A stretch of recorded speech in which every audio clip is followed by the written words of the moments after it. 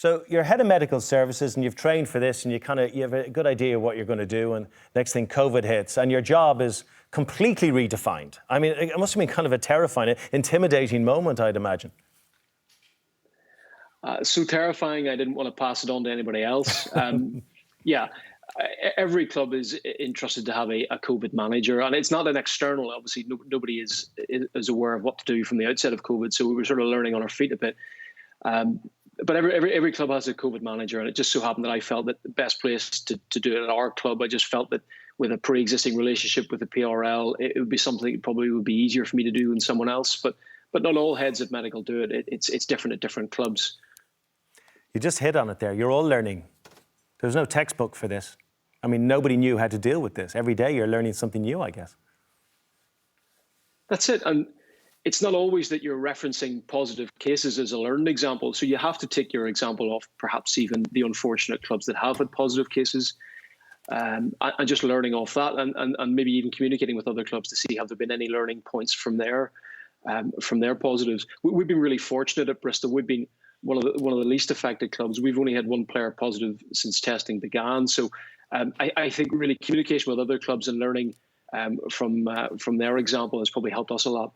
I suppose one of the hardest things for you actually is you can have all the regulations put in place, but a lot of the things are quite instinctive for rugby players. They've done it from when they were kids, you know, shaking hands after the match, patting someone when they scored a try, you know, celebrating. Is that the hardest thing to instill, to constantly reaffirm all of the new regulations? It is. A lot, as you said, it's like a lot of those things are habitual, but you've got to have reason to tell them not to do that, or why these new regulations have been brought in. Because to tell a player not to celebrate a try, you know, we all realise that that's not going to send the national infection rate hurtling downwards. But it's a small thing that does add up. But yeah, it's habitual, and we've got to try and get behind the why as to why we're doing that. And for example, with regards try scoring celebrations, the PRL have had precedent here. They've had to isolate a player based on a positive case from a try celebration. So maybe not everybody's cognizant of that, but you explain that to the player, and they can maybe get behind why they're doing it now. That's the key to this. A lot of it seems like it's spoiling fun, but it's there for a reason, isn't it? And a very serious reason. And you got to kind of remind yourself now and again why all this is being done. It's important. Exactly. We just want to play rugby, and all of the little changes they're making into this new intensive protocol. All these things add up. We're aware that, you know, particularly when it comes down to people like front rows, that even just a single close contact could be enough between a game taking place and not. So we can't be careful enough, and the players understand that. Rory, we obviously know that, you know, the changes that are happening might affect some of the coaching, but from the medical staff's point of view, we know that, you know, in the wider public, actually, the health service are not able to focus on some of the things that they would be doing now because of COVID. How about you guys in the training environment? Is it affecting how you can treat the players at all? Yeah, it does. It means that our consultations are shorter. We try to keep them under 15 minutes just because of the proximity rules around COVID. And we're constantly changing in and out of PPE, which is an obvious requirement. But we can't get stuck thinking that COVID is the only threat. You know, we've got to obviously be conditioned to play rugby. So we've got to make sure that we're training in the way that necessitates that. So we can't let COVID be a barrier to preparing rugby. We've just got to be a little bit more creative around that. But without a doubt, it's definitely changed how we do things. Rory, how many rules, how many regulations are we away from rugby not being able to continue in terms of preparing for what is a very, very physical game? I mean, you have to be able to train and get yourself ready for these games. At what point does it start becoming a bit of a danger, a lack of preparation due to COVID regs? This is where rugby's different. And as you know, Craig, it was one of the last sports to return just because of the close proximity nature of it. The government isn't calling for rugby to stop at the minute, simply that we tighten our belts. And the relative rate of infections within rugby is still quite low, so we're still okay to continue.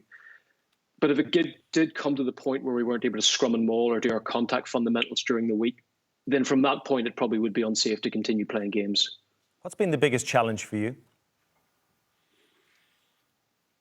Probably and I do reference we've only had one of these. We've only had one positive case, but who do you identify as a close contact?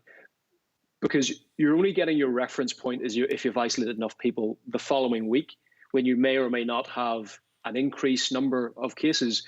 So because you're not really getting that feedback, look, and really all you're going on is off training video, GPS proximity. You're trying to do the best you can, isolating close contacts of a positive case, but it's the unknown as to whether you've isolated enough. That's probably the biggest challenge.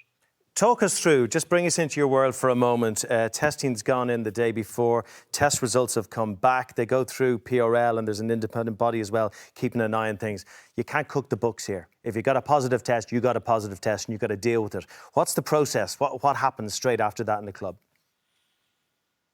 That's absolutely right. It's completely transparent. You can't hide a positive case, nor would you want to.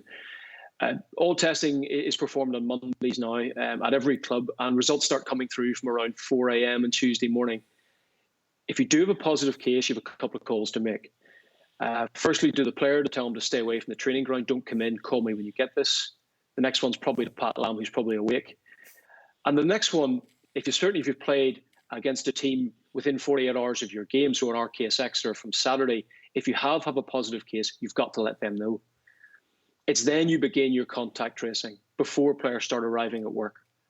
So who do we keep away? Who is allowed to come in? Are we better just to cancel training on that day to give ourselves some time? And this is all assisted by the PRL, of course. But the day after testing, in the event of a positive case, is a very busy day. What's the reaction of a player like when you tell him you're done for a couple of weeks, mate?